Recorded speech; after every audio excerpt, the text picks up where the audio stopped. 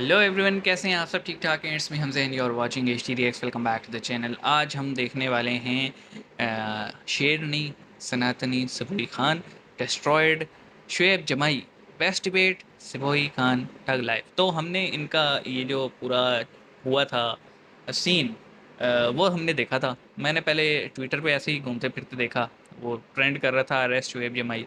तो उसमें देखा कि सुबुई जो है ना उनकी फेंटी लगा रही थी शुएब की। तो हमने कहा ज़रूर इसने कोई बकवास की होगी, क्योंकि शुएब जब जब टीवी चैनल्स पे आता है तो ऐसी ही कुछ बात बोल देता है कि जिससे पता लगता है उनकी तरबियत का और उनकी गंदी ज़बान का। गालम गलोच पे उतर आता है ना। और फिर हमने इंस्टा पे भी हमें क्लिप मिला था, फिर उस पर हमने रिएक्ट भी किया। आपने शॉर्ट्स और रील्स भी देखी होंगी, वीडियो भी देखी होगी। तो वो सारा सीन था कि लड़ाई हो चुकी थी और सुबुई जो है ना इसकी फेंटी लगाने के लिए इसकी तरफ आ रही थी। तो हमें ये नहीं पता चला कि मुद्दा क्या था, ये बात यहाँ तक आई कैसे। तो एक वीडियो मिला है, इस पे रिएक्ट करते हैं और फिर हमें ये भी पता लग जाएगा कि ये सारा हाथों पाई तक बात आई कैसे। और इसका ताल्लुक 72 हुर्रे फिल्म से ज़रूर है, इतना हमें पता है। तो शुरू करते हैं, 3 2 1 एंड एक्शन। हमारा ये मानना है कि जो सनातन संस्कृति में जो जितने भी वैदिक स्क्रिप्चर्स हैं, महाभारत पुराण में, उसमें कई जगह जो अप्सराओं का जो वर्णन है जो स्वर्ग में पाई जाती हैं, उसी को हूर भी कहा जाता है।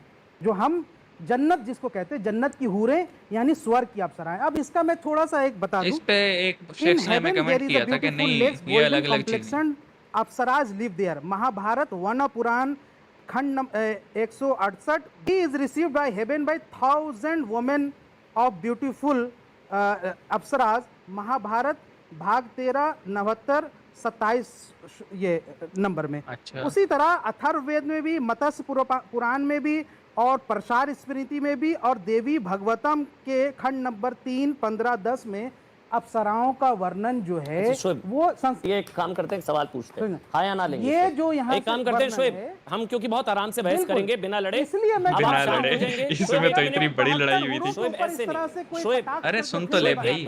शोएब एक मिनट, आप बोलते अरे रहेंगे शोएब सुन ले। एक एक करके सवाल जवाब होगा। आप सवाल से नहीं डरते ना, आप सवाल से नहीं डरते ना। सवाल है मेरा, आप सबकी तरफ से एक सवाल है मेरा। किसी हिंदू को कमर पर बेल्ट लगाकर उड़ाने का लालच अप्सराओं का दिया गया आज तक? सही सवाल। कभी दिया गया? नहीं दिया गया सही ना? तो फिर ये तुलना ही आपकी हास्यास्पद नहीं, बहुत ही भद्दी और बकवास थी। गजब बेइज्जती है। अमन, शुएब भाई से सबसे पहले तो मैं ये कहना चाहती हूँ कि वो समय चला गया जब आप लोग श्री राम को इतना हल्के में लिया करते थे कि किसी भी चीज पे लेकर बहुत लाइटली उनका उदाहरण दिया करते थे। प्लीज, अब वो समय नहीं है कि आप ये काम करें। 72 हूरों के विषय से अगर आप श्री राम को कंपेयर कर रहे हैं तो आप अपनी असलियत नेशनल मंच पे कहीं ना कहीं दिखा रहे हो। और यहाँ बैठा हुआ एक भी बच्चा या स्टूडियो में मौजूद एक भी व्यक्ति ये बात बर्दाश्त नहीं करेगा। क्रॉस टॉक ना कर भाई। मैं ऑडियो बंद कर दूंगा, मैं माइक उतार दूंगा। गलत है ये नहीं। शोएब, अपनी आपकी टर्न में वो एक शब्द नहीं बोली है, आपकी टर्न में एक शब्द नहीं बोली है। और आप पढ़े लिखे आदमी, आप बोलिए, आप पढ़े लिखे। ये लोग मुसलमान बच्चे को सिर्फ इस्लामिक स्टेट बनाने के लिए भीड़तंत्र की तरह इस्तेमाल करना चाहते हैं। इसलिए चाहते हैं कि उसका दिमाग ना खुले।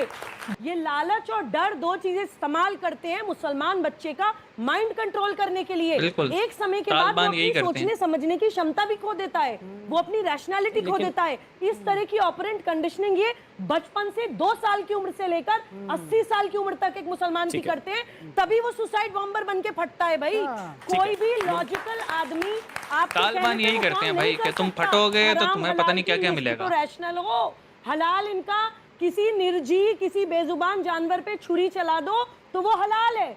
किसी हिंदू को मुसलमान बना दो तो 7 पीढ़ियां जन्नत में जाएंगी, वो हलाल है। लेकिन होली के रंग खेल लो तो वो हराम है। बिल्कुल है।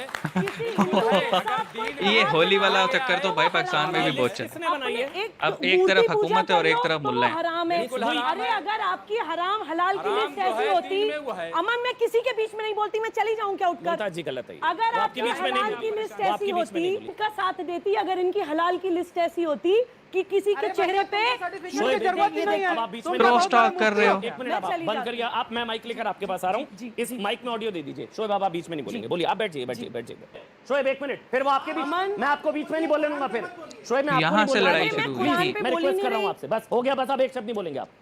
वो अमन फतवों में पे बात हराम कर रही है, हलाल की कुरान और पे इनकी जन्नत दोजख के कॉन्सेप्ट के साथ बिल्कुल खड़ी होती अगर वो लिस्ट ऐसी होती कि किसी के चेहरे पे मुस्कुराहट लाना हलाल है, किसी हाँ, बेजुबान मुस्कुराहट जानवर लाना को तो बचा हलाल ही लेना है, हलाल है, पेड़ सवाब का लगाना काम है, हलाल है, नदियां बचाना हलाल ये है। भी सवाब का ये तो काम है। आपकी आप बोलिए लिस्ट ना, होती उसके बाद आप नहीं है, बोलिएगा। आपकी लिस्ट ही लॉजिकल होती है। मुसलमान बच्चे को डराने वाली सारी चीजें होती हैं। रंगों से खेलना हराम कैसे हो सकता है जी? हाँ, नाचना हराम कैसे सही हो बात सकता है, है? गाना हराम कैसे हो सकता सही है? बात है। ड्राइंग पेंटिंग करना हराम कैसे हो सकता अच्छा, है? इसका जवाब दीजिए आप अच्छा, मुझे।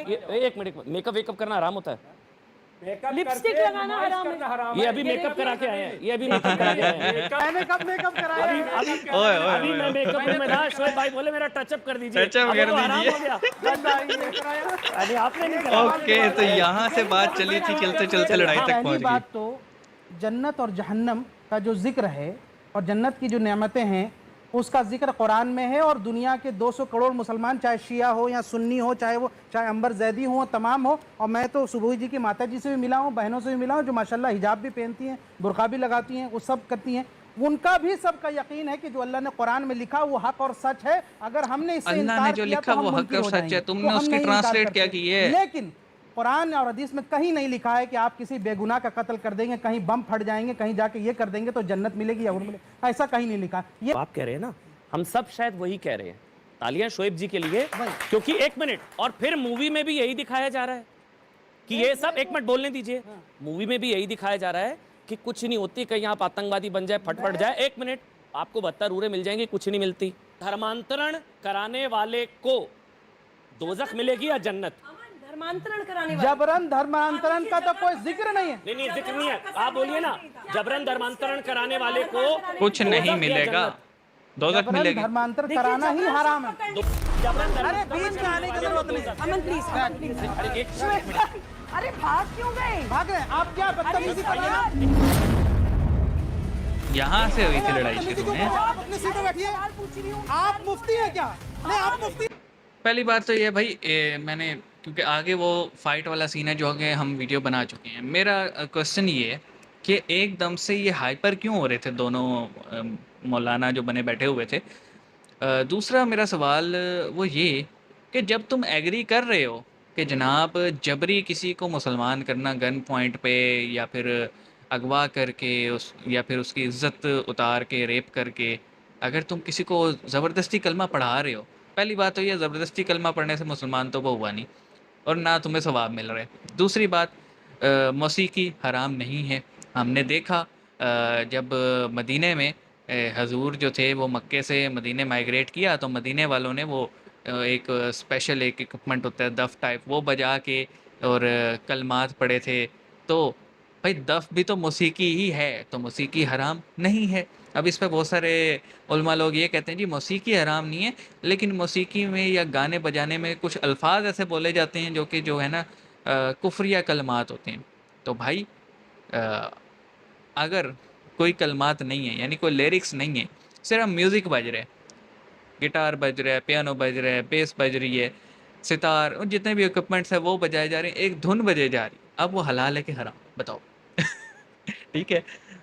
उसके बाद फेस्टिवल ऑफ कलर्स, अगर दो लोग एक दूसरे को कलर लगा रहे हैं, खुशी में मुस्कुरा रहे हैं, हराम कैसे हो गया भाई?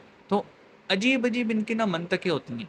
ये इस चीज़ को गलत नहीं कहेंगे कि तालिबान जाके किसी के ऊपर ज़बरदस्ती गन पॉइंट पे किसी के घर में घुस जाते हैं, उड़ा देते हैं, मार देते हैं, उसको कुछ नहीं कहेंगे। क्यों? तालिबान है, इन्हीं के भाई बंधु हैं, सोच एक पॉइंट पे इनकी मिलती है। पॉइंट ये है कि आप फतवों के नाम पे भोले भाले मुसलमानों के जहन के साथ जो कुछ करते हैं ना, वो सबके सामने है। आप देख लीजिए, एक टाइम था, ये जितने भी मौलाना हजरात थे, अब बहुत सारे मुझे गालियाँ भी देंगे इन मौलानाओं को फॉलो करने वाले, लेकिन एक टाइम था जब ये सब कहते थे जी टेलीविज़न हराम है, टेलीविज़न हराम है, और इससे जो है ना घर घर बुराई फैलती है। एक औरत जो है वो सैकड़ों किलोमीटर दूर बैठी है और आप उसको अपने घर में बैठ के देख रहे हैं, ना महरम को देख रहे हैं, तो टेलीविज़न हराम है। ओके, तो औरत किसी गैर मर्द को देखे, ये भी तो हराम है। मोहब्बत टू वे होती है। तो अब आप देखेंगे कि यही मौलाना हज़रात टेलीविज़न पे डिबेट्स में आते हैं, इनके इस्लामिक चैनल्स हैं और वो भी घर घर जा रहे हैं। अब वो नामहरम को भी तो देख रही है, तो वो क्या होगा, वो हलाल होगा या हराम होगा। तो यानी कन्वीनियंस के तौर पे फ़तवे जारी किए जाते हैं। जब इनको लगता है कि एक चीज़ इनके फ़ायदे के लिए है तो फ़तवा वैसा आ जाता है, जब इनको लगता है उस चीज़ से इनको या इनकी प्रॉपर्टीज़ को या इनके फॉलोअर्स जो हैं वो रैशनल होंगे, उसको ख़तरा हो रहा है, तो वो चीज़ हराम है। तो शुएब जमाई साहब, देखा ना, कहीं पे सही बात कर रहे हैं, कहीं पे फिरकी खा रहे हैं। और एग्रेसिव होना, एग्रेसिव जो होता है ना बंदा डिबेट करते हुए, इट मीन के वो उसके पास कोई दलील नहीं है, कोई लॉजिक नहीं है। और जिसके पास लॉजिक ना हो वो फिर इसी तरह एग्रेसिव हो जाता है। और फिर हमने आगे क्लिप देखा भी था, लेकिन मैं सैल्यूट करूँगा सबूही को कि उन्होंने सिंगल हैंडेडली इस बंदे की वाट लगा दी, एक्सपोज की है इसको पूरी तरह से। चलो, बहुत सारी बातें होगी, मिलेंगे नेक्स्ट वीडियो में। अपना ख्याल रखना और हमें इसी तरह नई नई चीज़ें शेयर करते रहना। सी यू गाइस।